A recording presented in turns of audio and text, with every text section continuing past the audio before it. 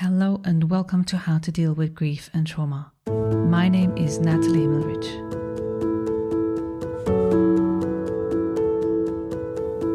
How to Deal with Grief and Trauma is completely self-funded, produced and edited by me, Natalie Himmelrich. Consider making a small donation to support the podcast. Go to bit.ly/support, capital G, capital T, and podcast. I repeat, bit.ly/supportgt podcast. Thank you so much.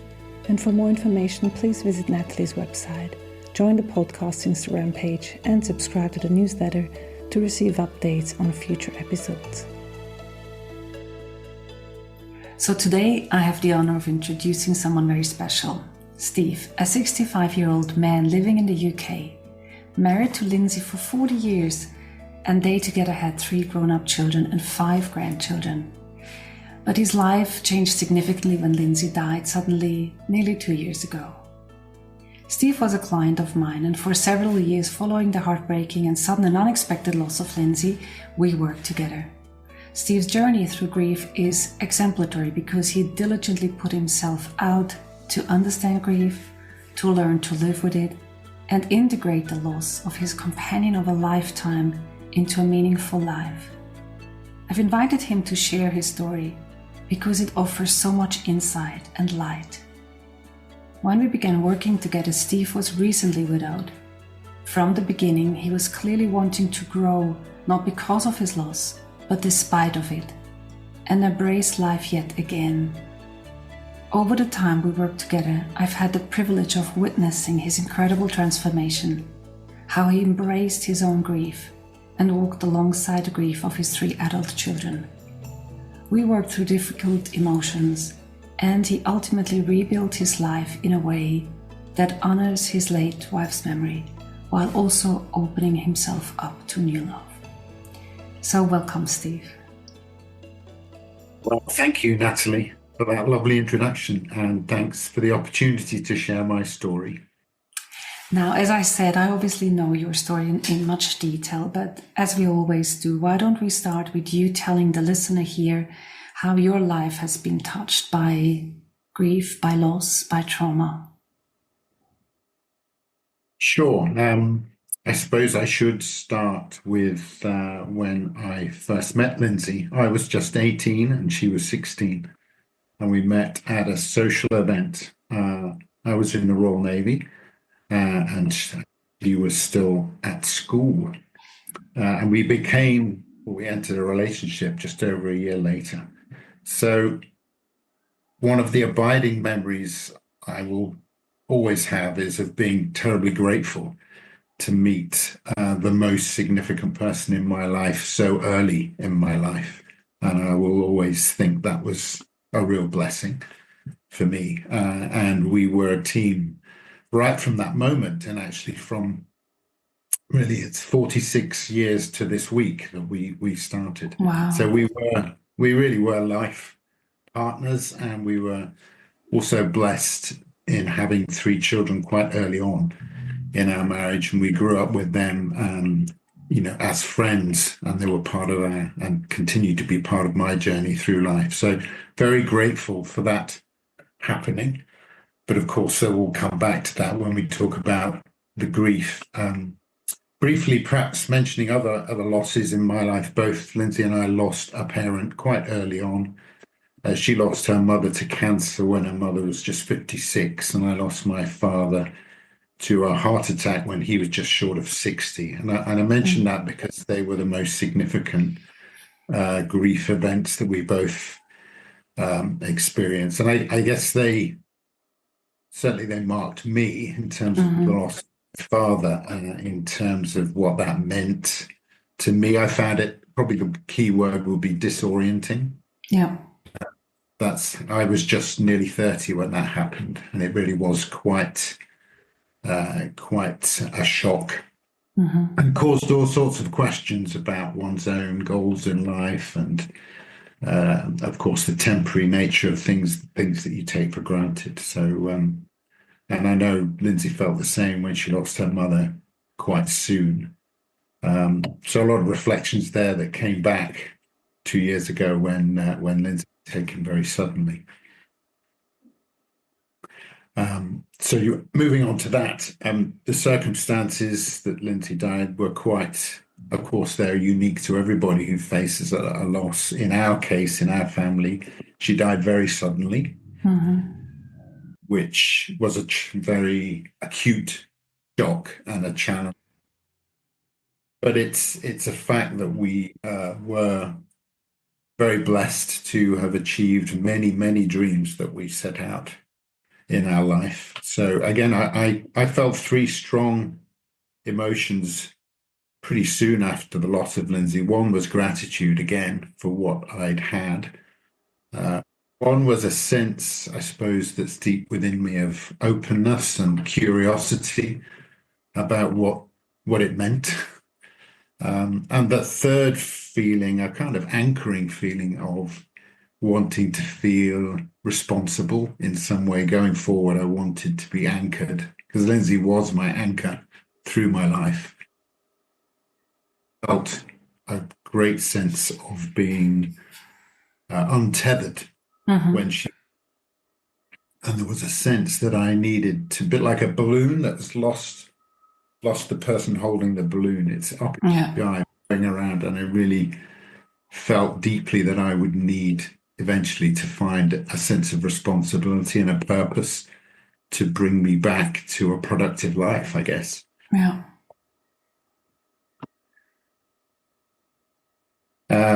So when these things happen, everyone will know that's gone through these events. You are, alongside the shock, you are faced with a lot of immediate tasks to deal with, and the arrangements for funerals and other circumstances, tasks that come up alongside the death.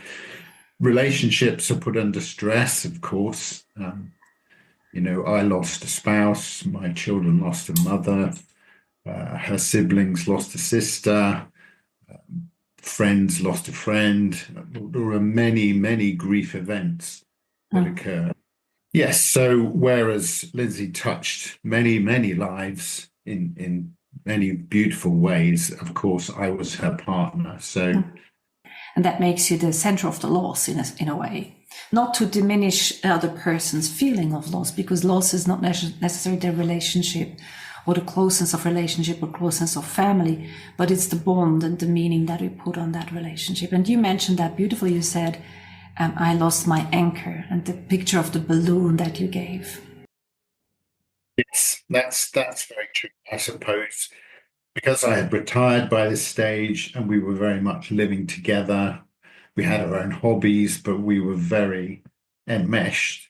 The sudden separation of that person from you in your life I realized was going to be, well, it was definitely going to be the most challenging event in my life to deal with. Yeah. Now I want to ask you a question, Steve, because I can sense that people listening, they are feeling here with you, or they might relate to the fact of suddenly losing their spouse, but still there might be a lingering question in people's mind. Oh my God, what happened? What was it? A sickness? Was it an accident? So without going into as much detail as you choose, why don't we give a little bit of context so people can put it into a frame of reference and also not linger around the question of, well, what happened?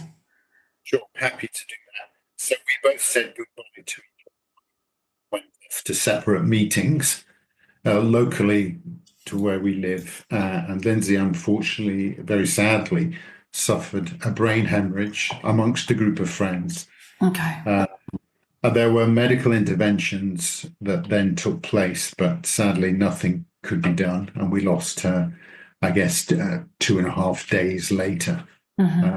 Unfortunately, all three of my children were present to be with her. Yeah, I mean, that gives a good context in a sense, for people to, it's not about the same kind of loss, has the same kind of repercussions, but it's the sense of there is nothing leading up to the death. There's no long drawn out sickness or something. It's just not as if nothing is there to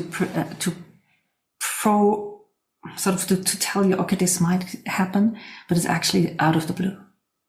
Yeah. And so it was for your children as well, right? Yes. So that suddenness was particularly painful and acute, that abrupt separation, the inability, even though we were able to be physically present, the inability to actually have any kind of communication that would end a goodbye. Yeah. Is a particular challenge in these circumstances. Yeah. So what was that like for people to understand right at the beginning? I mean, I have worked with a numerous amount of people dealing with sudden loss, and as you know, I've lost my mother from a suicide. So that was also, to a certain degree, one could say that if there was a precursory to that, which in that case was depression, we would be prepared, but you're never prepared for a suicide.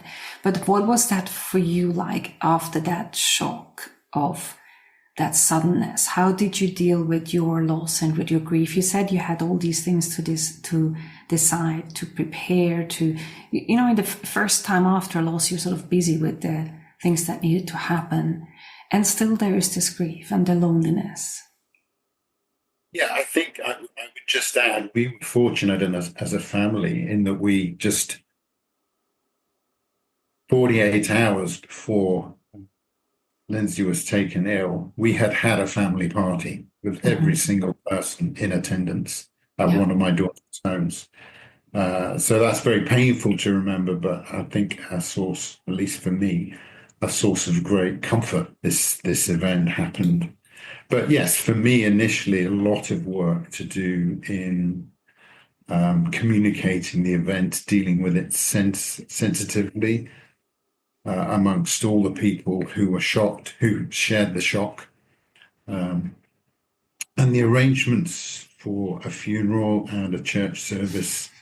For me, there was a sense of responsibility, even then, to honour Lindsay's life and to represent what she meant, not just to me, but to everybody. So there was never any question in my mind that I would have to step up and say some words at the service. And that really occupied me. It was a very daunting task, as you will imagine, but it was a very good task for me to have it because it kept me very focused in trying to express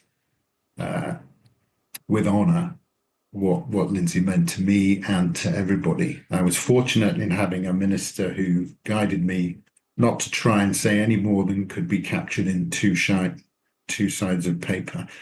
So that was very helpful because, as you can imagine, there were many, many things that could have been said, but that really kept me focused, I guess, for 3 weeks, 3 to 4 weeks. And that sense of wanting to deal sensitively with everyone. So I guess you could say I pushed my own emotions onto the back burner for a while. And I suppose that at least to a realization looking back that I definitely had a tendency to be overactive and overthink in the early days. And that's where I think you came in some months later. Realizing that's one of the challenges I would have to overcome. So tell us a little bit about what made you reach out. I mean, there's people out there listening to the podcast, and they might have had experiences of thinking about, should I get help or not? And I mean, first of all, why did you decide to go out and find professional help, and how did you reach out to me? How did that happen for people to get an understanding? I think I have to own up that by nature, I'm the sort of guy who tries to solve problems for himself. I have always done that through my life, for better or worse.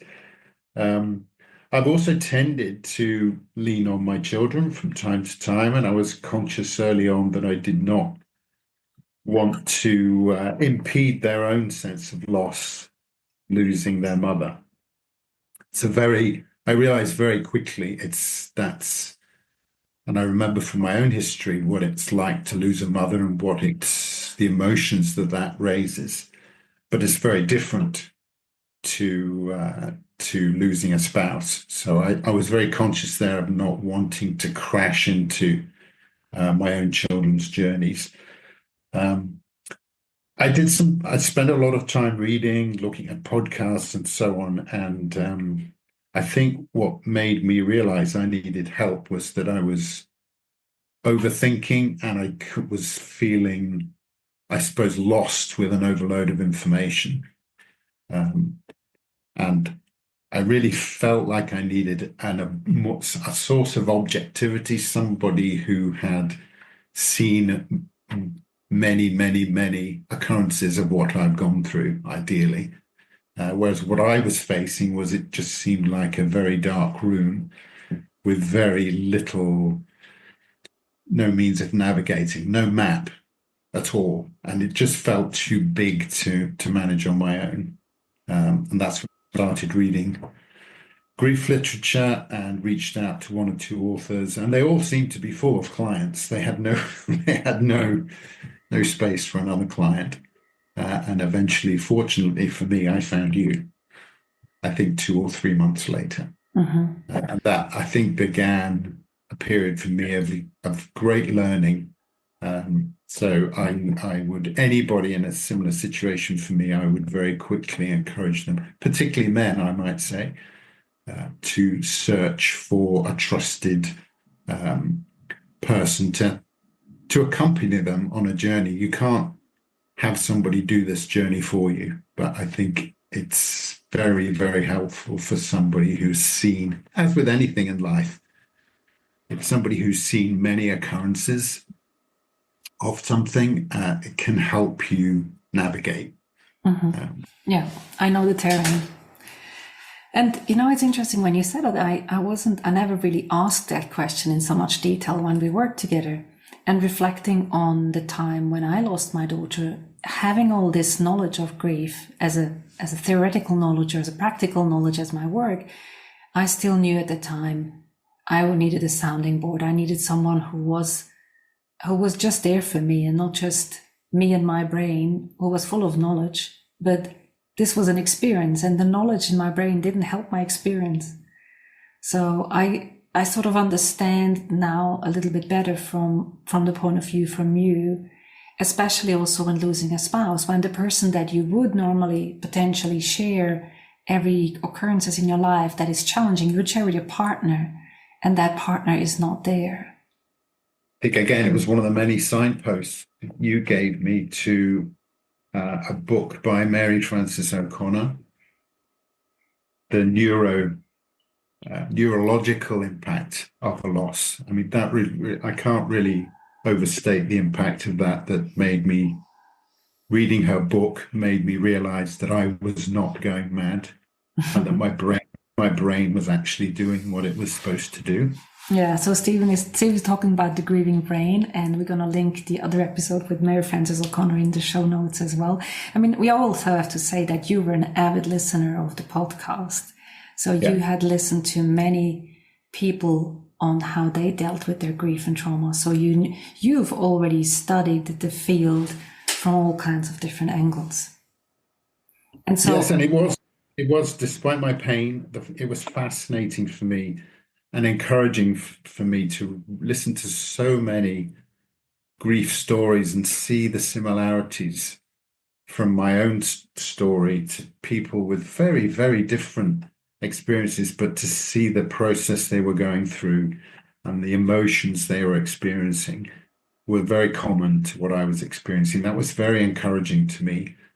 It didn't lessen the pain, but it made me feel, it reduced the anxiety. Because it didn't make me feel quite so alone. Exactly.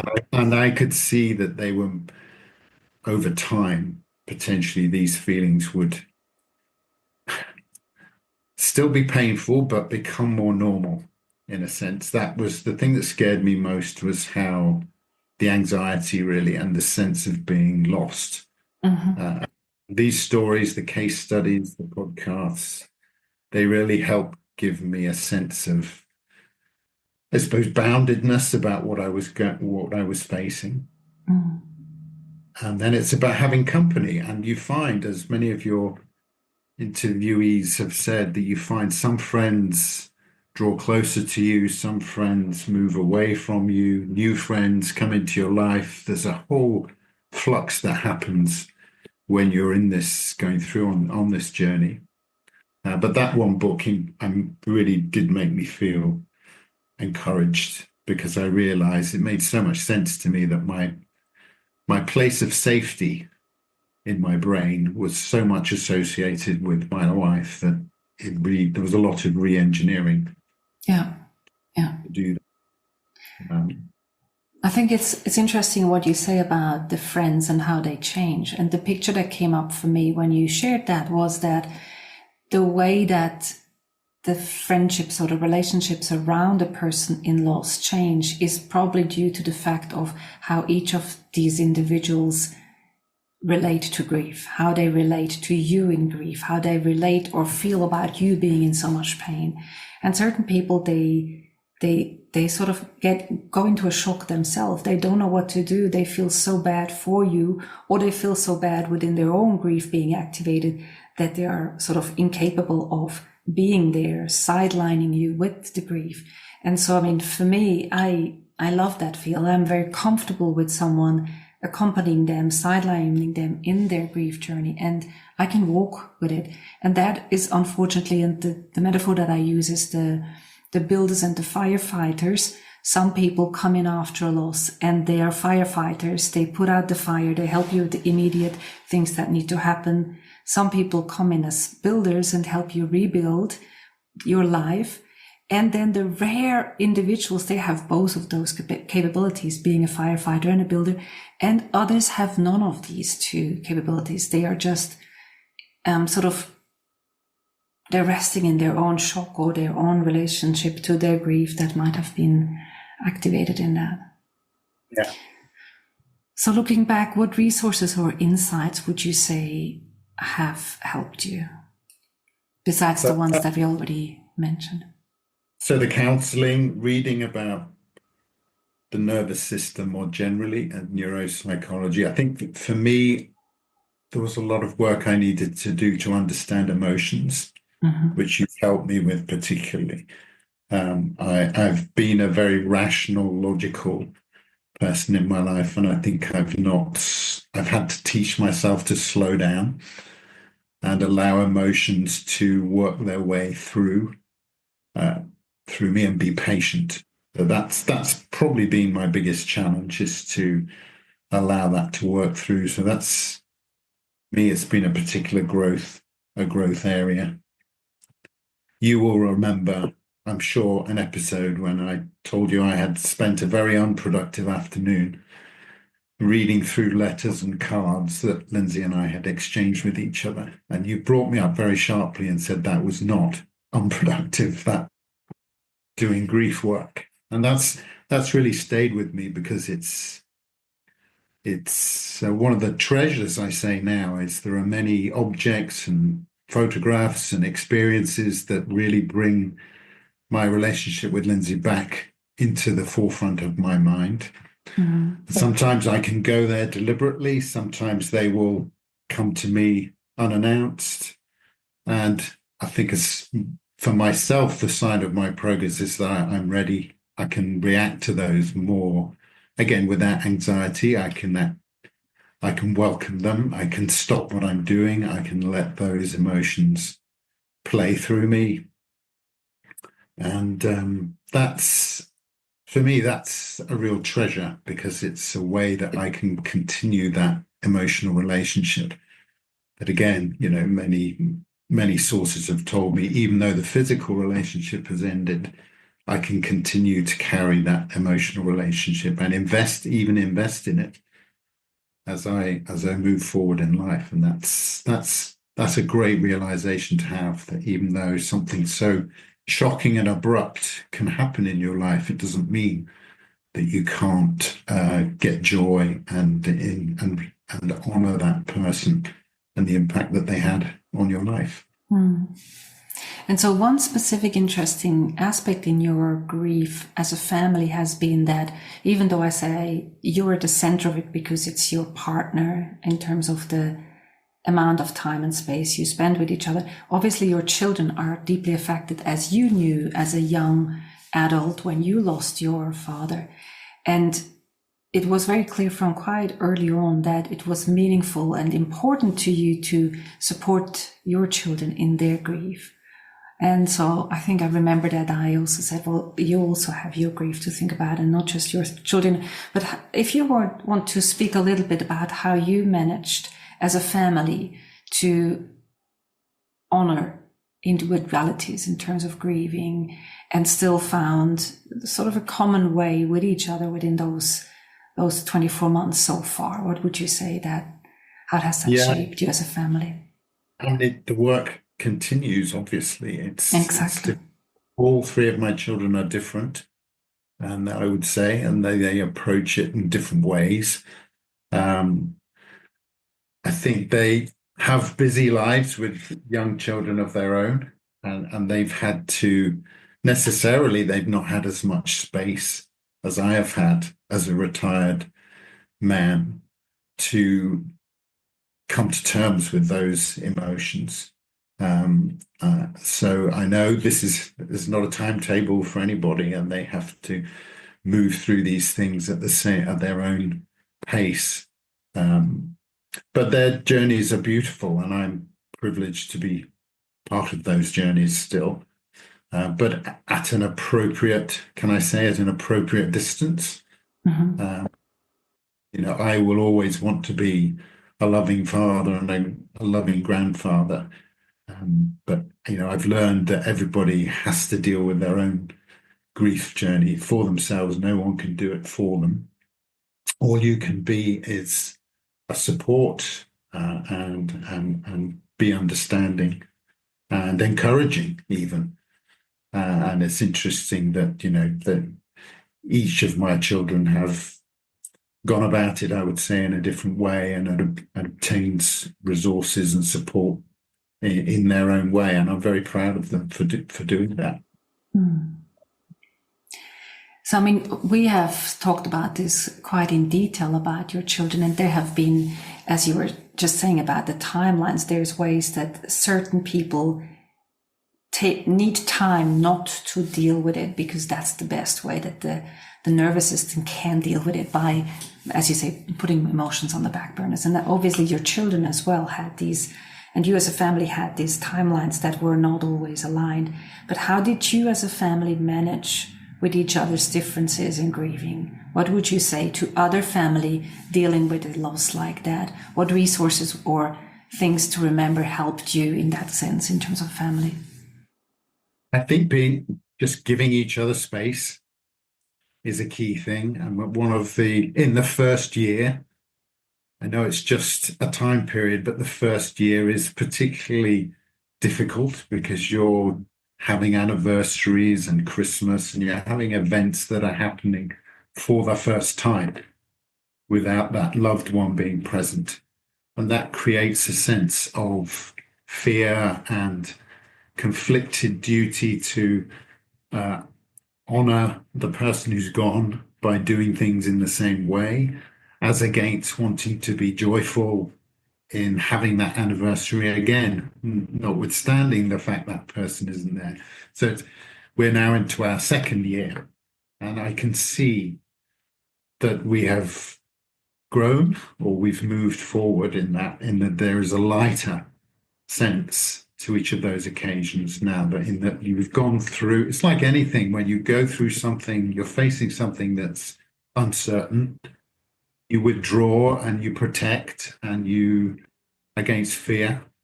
It's the fight or flight response, isn't it? But if you've dealt with it once and you're now dealing with it the second time, it's not so fearful. And the great blessing for us is we have 5 small grandchildren across the 3 families. And as I felt when my mother-in-law and my father died, having small children really does pull you into the future. Mm-hmm. And that sense of continuity and that sense of joy in a young life is really wonderful in helping you to have hope and to even though you despair at the loss of the person, it's very healing to think there is a new there are new lives that you have to give your attention to and focus on. So I don't know whether that's an answer to your question, but I think we approach it kindly.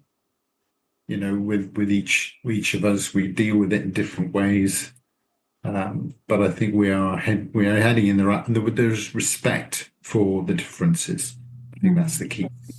Yeah. Yeah. I mean, we've talked a lot about what I've experienced. I mean, obviously, I had also the loss of my mother to deal with, and looking back in a perspective of time of 13 years, and my mother's anniversary just was this weekend, or death anniversary, and I see now that in perspective of time was that at the beginning it was much more of a family event, the grief as well, even though we had our individual grief, but it was more together, whereas now I feel it's very much my own grief, and I don't know much about how or if they live with their grief, how it is now. I have no idea. I also don't speak about it often. I don't prompt necessarily my dad about how it is. Sometimes I think about it, but actually I think it is a personal thing, and if he wants to talk about it, he can.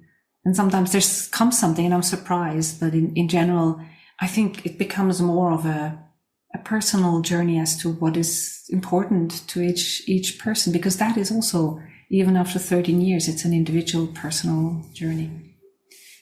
So one of the things I said also into introduction, and people might have still the back of their mind, is about finding new love. And what I often have with clients is the sense of guilt or all these conflicted emotions around how do I continue living my life when I might want to still live my life and actually find new love. And in your case, this has been also part of our journey, and it's up to you how much or in what way you want to share. But how has loss informed your finding new love again? How has that shaped you? And why don't you share a little bit about that journey? Yeah, so I kind of rewind and say that from the earliest stage of losing Lindsay, I felt three things. One, gratitude. Two, being open and humble to learn. And third, a sense of responsibility. And that third one has been the hardest one to kind of pin down. And I kind of try and find I wanted to have a way to be productive, to be useful, to be proud of myself. Those were the three things that I would have defined as in relation to Lindsay. Mm-hmm. That's what she gave me. And when she's no longer there, the question was, how can I continue to be productive, useful, proud of myself? Obviously, I was still a father, but I had grown up children with lives of my own. So the question for me was to work out how I can continue to have an emotional relationship with Lindsay, but also be productive and hopefully in a relationship in the future. And that's what I've been working on. And I guess I got to work on that early on in terms of trying to work out how I could hold those objectives together. And it's been helpful to me because it's helped it's cemented my idea of myself, what my values are. And it's not been without its challenges, but I think I'm very optimistic on that front. It's really helped me. It's given me a positive path in the future, because I know the best version of me is loving and being in a loving relationship. So that's what I'm centered on, because that's what gave my life with Lindsay such meaning. Mm-hmm. So one of the questions that often comes is, well, how can I honor the memory of my late wife or late husband while also then embrace life with someone new? How does that work? Like my father had that question as well. What would you say to someone wondering about that?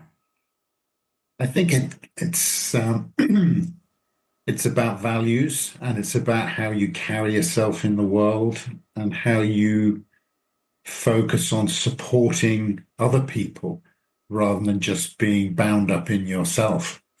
And I respect anybody's journey and how they come to terms with that. But for me, and perhaps because I was so long in one relationship with one person, and whilst we continued to dream and have our own lives, we worked so well as a couple.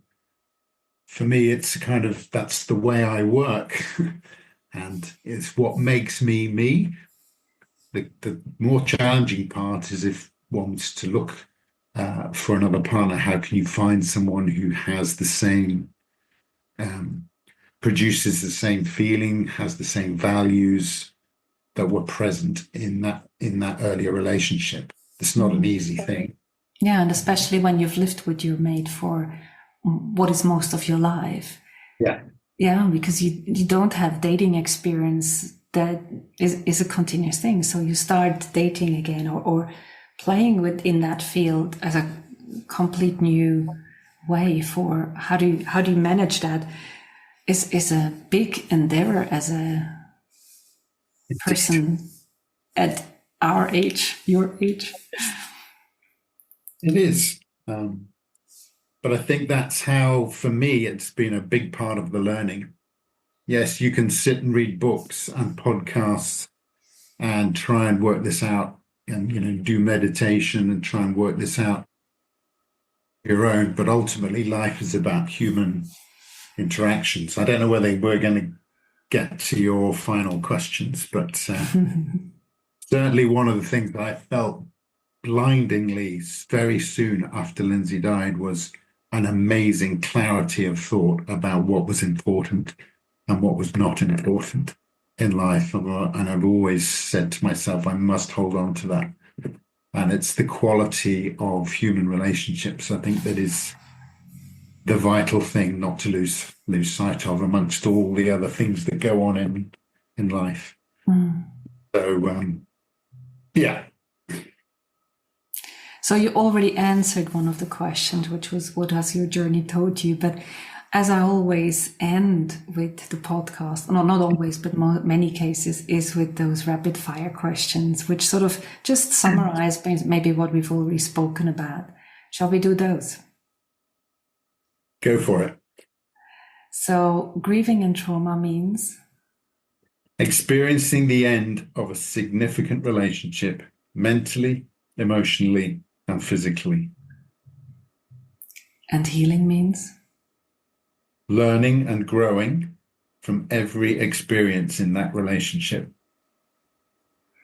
And what would you say have you learned about yourself in the light of Lindsay's loss and the suddenness of her loss? That my values and my sense of self will make me resilient. And so, given your very specific and personal experience, what would be one thing that you wish people knew about loss and trauma? One thing I wish people knew about loss and trauma is it's a very big opportunity for growth. And what would be one specific thing that has changed since your loss and trauma that you wouldn't want to miss? I really don't want to lose my appreciation for what is most important in life, and that's the quality of human relationships. Well, thank you, Steve. I really enjoyed having this conversation that sort of brought it all together and also gave me even more insight than what I've already gleaned from our sessions with each other. Thank you, Steve. Thank you, Natalie, for all your guidance and support. Thanks for listening to How to Deal with Grief and Trauma. If you'd like to be updated on future episodes, please subscribe to our newsletter on nataliehimmelrich.com. If you need grief support, please contact me for a 30 minutes free discovery session. How to Deal with Grief and Trauma is produced and edited by me, Natalie Himmelrich. To support this podcast, please rate, review, and subscribe to or follow the podcast on Apple, Spotify, or wherever you get your podcasts. Thank you. And remember to keep reading. I promise it will get easier.